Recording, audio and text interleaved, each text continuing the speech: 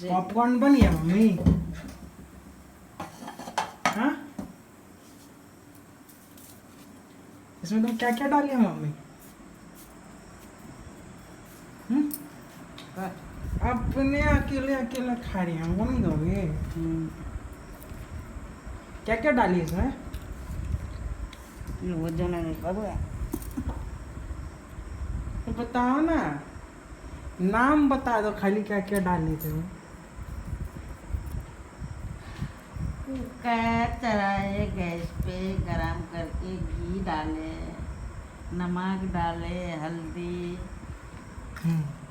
फिर फिर कुकर को सीटी खोल के लगा दिए, फिर इसको ऐसे झोल वो कर दिया, कुकर बंद कर। अच्छा, ठीक है, बोलो बोलो। हो गया आ गया। अरे कुकर को ऐसे की फिर बुझ गया, उसमें फट वो होने लगा, फटने लगा। कितना फिर देर लगता है time? 2 minute.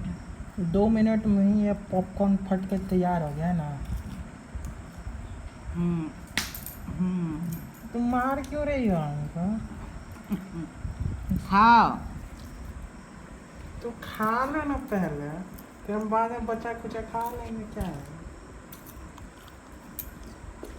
Bye bye mummy, bye bye कर दो, बोलो बाय बाय। बाय बाय करो ना। Bye bye. आप लोग लाइक और सब्सक्राइब कर दीजिएगा वीडियो को, है ना मम्मी? हमको भी खाने देना।